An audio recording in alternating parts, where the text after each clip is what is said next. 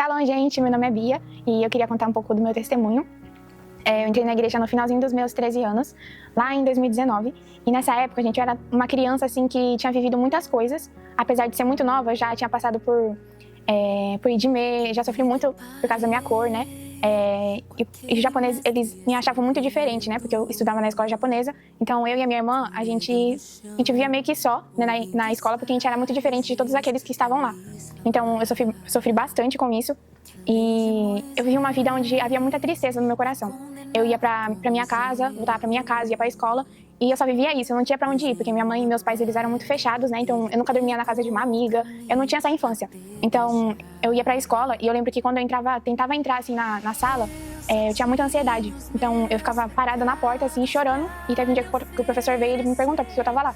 E eu falei assim, eu não consigo entrar, porque ninguém gosta de mim. E, gente, foi muito difícil. E toda vez de manhã, assim, depois do recreio, eu não conseguia entrar na sala, eu demorava muito pra entrar. E pra comer também era muito difícil, porque eu não tinha amigos e eu sofri muito. E dentro de casa, meus pais, eles brigavam muito, gente, muito mesmo. Meu pai, ele bebia também, e tinha muitas coisas, né, que a gente vivia, assim, debaixo de opressão, de escuridão mesmo. E quando eu voltava pra casa, eu tinha medo de entrar dentro de casa por causa disso também. Então eu chorava e eu não conhecia Jesus, eu não conhecia a igreja, eu nunca fui. E a primeira vez que eu entrei na igreja foi depois que eu fui para uma célula do pastor Rideu, da pastora Brenda, e eu ouvia assim da palavra, só que eu não entendia, então me dava sono, né? E eu creio que o inimigo usava isso para que meus olhos não fossem abertos, né? Para aquilo que o Senhor tinha para mim. E a primeira vez que eu fui na igreja, gente, eu dormia, tipo assim, todos os cultos eu dormia. Então meus olhos não eram abertos, a minha vida não foi transformada assim da noite pro dia. E teve um dia que o Senhor falou comigo, no meio do culto, assim, o pastor estava ministrando, e eu falei assim, vou prestar atenção, né, pra ver se algo muda, né, se alguma coisa acontece comigo, pra ver se esse Jesus que estão falando mesmo é real. E eu fiz isso, gente, eu lembro que nesse culto eu chorei muito, porque Deus falou muito forte no meu coração, eu não entendia o que Deus estava falando direito, só que Ele falou de uma maneira assim tão específica, que Ele tinha uma transformação pra minha vida, pra aquilo que o Senhor tinha pra mim era muito maior do que a minha dor que eu já tinha vivido e estava vivendo no mundo. E os anos foi se passando, gente, eu fui crescendo em Deus. E esse ano foi um ano onde Deus me mostrou que... Gente, eu passei muito tempo, que a gente já tá em 2025, mas não dá pra falar tudo. Mas esse ano foi um ano que Deus me mostrou que a mudança, ela precisa ser gerada em mim, através de mim e a partir daquilo que eu decido viver. E eu vi muitas pessoas vivendo de uma maneira assim... Não importa se eu estou 10 anos na igreja, vai fazer 7 anos que eu tô na igreja, e muitas coisas não mudavam, né, na minha vida, em casa, na igreja, no trabalho. E eu perguntava assim, Deus, por quê, né? E eu via também isso nas pessoas que eu convivo, né, todos os dias, que estão muito perto de mim. E eu me culpava muito, né, porque essas pessoas não querem viver em santidade, não quer esse Jesus, né, que mudou a minha vida e me transformou. E quando eu me culpava, eu falava assim, Deus, me perdoa, né, porque essas pessoas não querem viver da maneira que eu vivo, que o Senhor me deu a paz, né, que o mundo não podia me dar, a alegria que as amizades não podiam me dar também. E eu comecei a me culpar, e o Senhor falou assim que a salvação é individual. Então você que se culpa, lembre disso, porque eu me lembrei disso. E o Senhor me mostrou também que o avivamento, ele não começa, sabe, só lá fora, mas sim no seu quarto. Então ele falou assim, busca no seu quarto, que a mudança vem de você. E as conversas que estão tendo na minha volta, eram conversas assim que eu não via Deus dentro delas.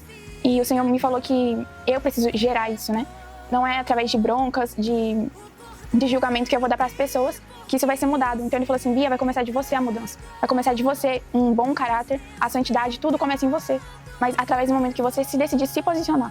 Então eu me culpava muito quando meus pais não queriam e não queriam aquilo que eu estou vivendo, né? Então eu falei assim, Deus, que através de mim haja uma mudança assim, sobrenatural nas pessoas. E eu decidi mudar. E nesse tempo, gente, acho que nesse mês, no comecinho do mês passado, no finalzinho do mês passado, Deus começou a falar comigo sobre mudança, sobre caráter, sobre santidade.